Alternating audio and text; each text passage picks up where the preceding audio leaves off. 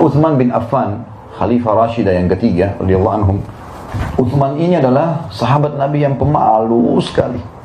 Saking malunya, kata sebagian ahli sejarah Islam, dinukil athar tentang beliau saking malunya sampai nggak pernah lihat kemaluannya sendiri. Saking malunya sama Allah. Satu waktu Nabi SAW lagi duduk di sebuah kebun kurma. Salah satu tradisi Nabi SAW kalau musim dingin, beliau suka berendam kakinya dengan air panas. Kalau musim panas, beliau rendam dengan air dingin. Waktu itu kebetulan lagi musim panas, Nabi SAW duduk di sebuah kebun, ada genangan air, beliau rendam kakinya sambil gulung gamis beliau sampai di atas lutut. Maka ada satu sahabat namanya Abu Musa al-Ash'ari berkata, "Ya Rasulullah, saya mau jadi penjaga kebun anda ini supaya nggak boleh sembarangan orang masuk." Kata Nabi SAW, "Jagalah, dijaga." Lewat Abu Bakar. Abu Bakar mengatakan, "Apakah Rasulullah di dalam, hai Abu Musa?" Kata Abu Musa, "Iya." "Baik, izinkan saya masuk." Kata dia, "Sebentar, saya tanya dulu Rasulullah SAW. Rasulullah izinkan, saya izinkan kamu masuk. Kalau tidak, nggak boleh." Maka Abu Musa pun masuk mengatakan, "Ya Rasulullah, Abu Bakar minta izin." Kata Nabi SAW, "Izinkan dia masuk dan sampaikan kalau dia termasuk ahli surga. Jaminan." Maka masuklah Abu Bakar di kebun itu. Duduk di sebelah kanannya Nabi Muhammad SAW. Dia lihat Nabi gulung gamisnya sampai lutut, Abu Bakar juga ikut gulung sampai lutut, rendam juga kakinya di situ. Enggak lama kemudian Umar datang. "Abu Musa, apakah Rasulullah di dalam?" SAW. Kata dia, "Iya." "Baik, izinkan saya masuk." Kata Abu Musa, "Sebentar, saya tanya Nabi dulu. Kalau Nabi SAW izinkan baru kau boleh masuk." Maka masuk Abu Musa mengatakan, "Ya Rasulullah, Umar datang minta izin." Kata Nabi SAW, "Izinkan dia masuk dan sampaikan dia termasuk ahli surga dan dia akan mati syahid." Jadi memang Umar bin Khattab kan waktu mau meninggal ditusuk oleh Abu Lu'lu' ya. Lagi sholat ditusuk sampai meninggal gara-gara itu mati syahid.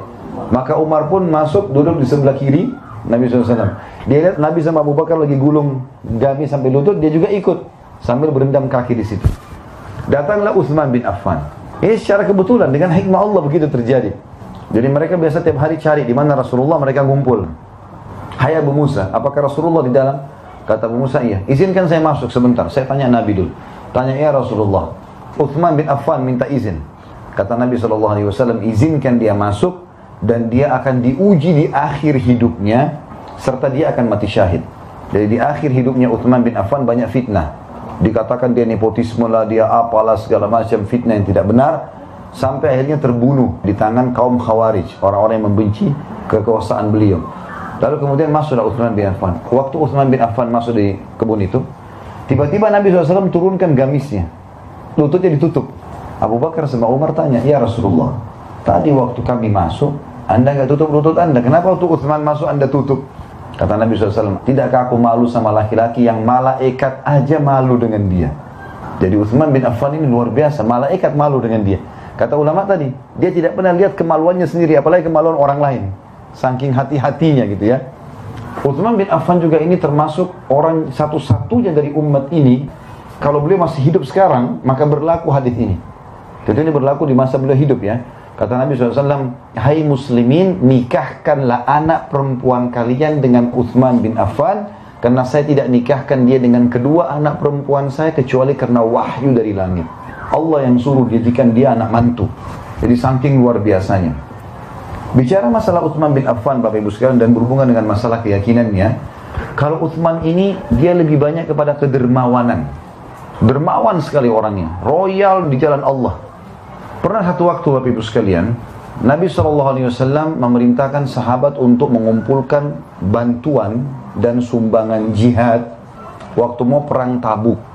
Perang Tabuk ini terjadi di akhir tahun 8 Hijriah, sebelum Haji Wada, melawan kerajaan Romawi. Rajanya waktu itu Herakl. Dia sudah tahu Nabi SAW dan dia seorang pendeta. Bahkan Herakl ini pernah dulu masuk Islam, lalu kemudian dia murtad kembali. Nabi SAW bentuk pasukan untuk menyerang Tabuk waktu itu, dan beliau suruh sahabat, "Ayo menyumbang jihad." Banyak sekali orang mau pergi, waktu itu 30.000 orang. Dan ada banyak di antara mereka yang tidak punya harta, tidak punya tunggangan, mau pergi ikut perang. Bagaimana caranya? Maka kata Nabi SAW, "Jihad, kumpullah harta kalian." Datanglah Uthman bin Affan lalu berkata, "Ya Rasulullah, saya akan menyumbang 100 ekor kuda, lengkap dengan semua perlengkapannya. baju perangnya, topi besinya, pedangnya, perisainya, makanannya, dan kudanya juga kuda-kuda perang. Mujahidnya tinggal naik. Kalau kita sekarang satu tank, siap semua dengan peralatan-peralatannya. Saya sumbang 100 ekor kuda, lengkap dengan semuanya. Kata Nabi SAW, bagus yang kau lakukan, hai Uthman. Lalu kata Nabi SAW, siapa lagi yang mau menyumbang? Uthman pikir tadi sudah cukup, ternyata masih kurang. Kata Uthman bin Affan, ya Rasulullah, saya nyumbang lagi 100 ekor kuda, lengkap dengan perlengkapannya, sudah 200. Kata Nabi SAW, bagus yang kamu lakukan, hai Uthman. Siapa lagi yang mau menyumbang? Uthman ini saking cintanya dengan sedekah, sampai begitu dia dengar siapa lagi mau nyumbang, dia nggak biarkan sahabat nyebut. Saya Rasulullah, kalau gitu 300 ekor unta, 100 ekor lagi saya kasih, lengkap dengan semuanya. 100 ekor kuda ini nggak gampang ya. Mungkin teman-teman di sini kalau pernah beli kuda tahu nilainya itu mahal sekali. Apalagi kalau kuda yang biasa dilatih berperang atau untuk tanding, itu mahal sekali. Ini 100 ekor dikasih cuma-cuma, mujahid boleh pakai, pulang pun perang menang untuk mereka sudah. Kata Nabi SAW, bagus yang kamu lakukan Utsman. Siapa lagi mau menyumbang? Nabi terus tanya, ya Rasulullah, saya sumbang lagi 100. Udah 400. Terus sampai sudah 9 kali. Udah 900 ekor nih. Lalu kata Nabi SAW, siapa lagi yang mau menyumbang? Kata Utsman, ya Rasulullah, kuda saya tinggal 90. Saya akan genapkan dengan 10 ekor unta, biar jadi 1000. Kata Nabi SAW, bagus, sumbanglah. Kata Nabi SAW, setelah itu, tidak ada yang bisa menghalangi Utsman masuk ke surga setelah apa yang dia lakukan pada hari ini. Lalu Nabi bilang, waktu itu kebetulan mujahid pada mau pergi nih, kan butuh air, isi kendi-kendi. Ada satu sumur punyanya orang Yahudi. Sumur ini oleh Yahudi dia tahu umat Islam butuh, dimahalin, dijual airnya. Maka kata Nabi SAW, siapa yang membeli sumur rumat namanya, dijamin baginya surga. Utsman nggak pakai nunggu. Ya Yahudi, berapa kau mau jual? Orang Yahudi ini Bapak Ibu sekalian sebutin angka nggak masuk di akal. Sekarang pun tidak ada sumur semahal itu. Dia bilang 20.000 dinar emas. Kalau kita dalam rupiah 5-6 miliar. Tidak ada sumur begini. Di yayasan kami gali sumur 10 juta, 12 juta sudah gali sumur. Sumur 6 miliar ini sumur apa? Dia pikir Utsman tidak mau beli. Sengaja gitu. Kata Utsman, saya beli. Nggak pakai ditawar. Karena Rasulullah bilang, siapa yang beli sumur rumah, baginya surga. Dia beli surga ini. Datang, saya beli. Pulang, bawa 20.000 dinar emas, bayar. Saking gembiranya si Yahudi, kebetulan sumur itu ada di kebun kurma kecil. Kata dia, hai Utsman, ambil semua sama kebun-kebunnya. Karena 20.000 dinar emas bisa beli 20 kebun kurma seperti itu. Utsman bin Affan itu masih haus teman-teman, dan tidak ada sumber air kecuali dari sumur zaman itu. Maka Utsman tidak minum seteguk air pun, kecuali dia sudah mengatakan, hai muslimin, ini wakaf buat kalian, silakan minum. Dan saking ikhlasnya Utsman bin Affan, Bapak Ibu sekalian, sampai hari ini sumur itu masih ada. Sumur itu subhanallah, tidak ada sumur berumur sampai 1400 tahun masih bersih airnya. Di muka bumi ini tidak ada. Itu satu-satunya. Karena ikhlasnya sampai Allah berkahi. Bukan cuma itu. Ada kejadian unik di sini Bapak Ibu sekalian.